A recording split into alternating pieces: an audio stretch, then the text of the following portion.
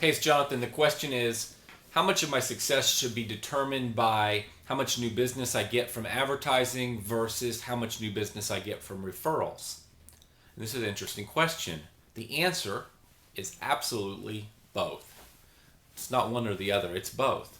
So your success is absolutely determined by both. One, if you're successful at marketing, if you're successful at getting inside your client's head and knowing what will sell, what their fears are, what their likes and dislikes are, so that you're writing marketing copy, so that you're putting out marketing into if you're putting out good advertising pieces, if you're communicating a message to your prospects that connects with them so they buy, and lots of people buy, that's a very, very good sign.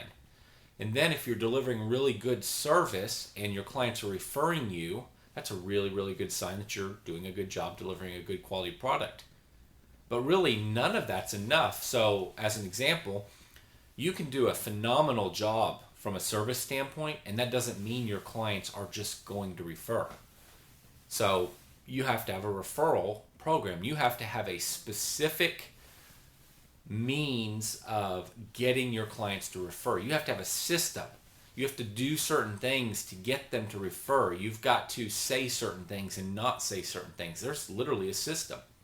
In fact, I'm such a big believer in referrals, and we do it now. We get a lot of clients from referrals, but I'm such a big believer in it that February, this upcoming month, I am paying someone $10,000 to come in from the outside and spend 2 days with us and spend 2 days with my team. So somebody other than myself that's going to bring us up to speed on some of the things that maybe we're missing. So we're already doing a lot of stuff really well to get referrals, and it's already working and we get a lot of clients, but we're bringing somebody in to make our system better, to train our people on even better ways to get our clients to refer more. So I tell you that because it's really important if you want referrals, which I believe you should use those to help judge your success. But if you want referrals, you've got to be proactive about getting them. So your marketing to get new clients and your referrals, they're not completely separate things. So we're going to do marketing at my company to bring in new clients, and hopefully a lot of our new clients did come from referrals, because we find referred clients to be the most valuable client you can get and have the highest close rate, meaning that when a client that's been referred to us calls, we generally sell that business. We sell it more frequently than we sell the business of someone that called us off one of our door hangers or off a postcard or off of our website. The referred lead is a better lead. So, at our company, we get a prospect. Maybe it was a referral, maybe it wasn't, but we get a prospect.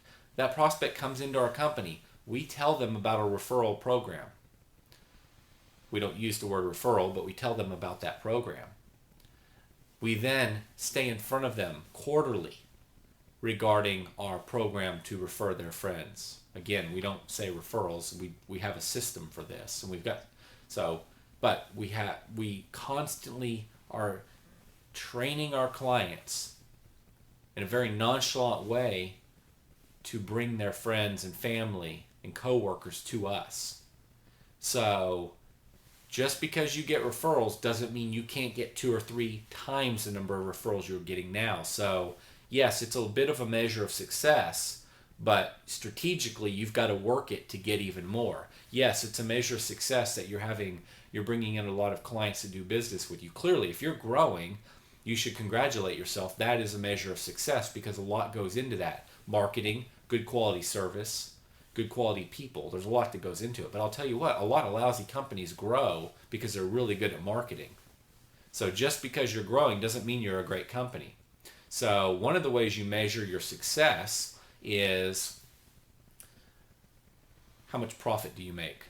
Not how much gross revenue. Not are you $1 million business. You could be a $500,000 business and take home $150,000 a year. And I could be $1 million a year business and take home $150,000 a year. Who's got a better business? I don't know. We both make $150,000 a year. So I think profit's a measure of success.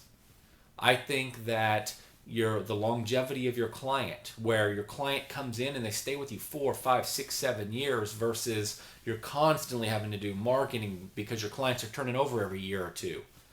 The longer your clients stay with you, that's a great measure of success. In Service Autopilot, we track why our clients cancel. We track why they chose us. We can tell you when they became clients, or when they became leads, when they became clients, and when they terminated with us.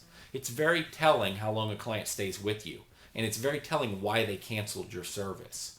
Track that stuff, and then you'll be able to gauge your success. So it's neither. It's both. But it's a lot more than even just clients and referrals. So referrals, I think, tell you how good of a job are you doing on educating your clients on how to give you referrals, and it also is a measure of how good of a job you're doing in terms of quality so that they'll even be willing to refer you. So I think it's a very big one. Marketing, huge, because how many new clients you bring in has a direct correlation to how much profit you make. And the last thing I want to say to that is that together, a really good marketing program, really good advertising campaign, and a really good referral program is really valuable. So let's do a little math and I'll show you what I mean. So let's say it costs you $100 to make a sale. So given that math, you spend $1,000 and 10 people buy from you. So the cost per sale was $100 per person. 10 divided by 1,000 cost you $100 to get each of those leads. So if you can bring a lead in for $100, and then you can systematically get that lead to bring you another lead that costs you nothing, your cost per sale just became $50. Because you got a lead for $100, they brought you another client that didn't cost you anything.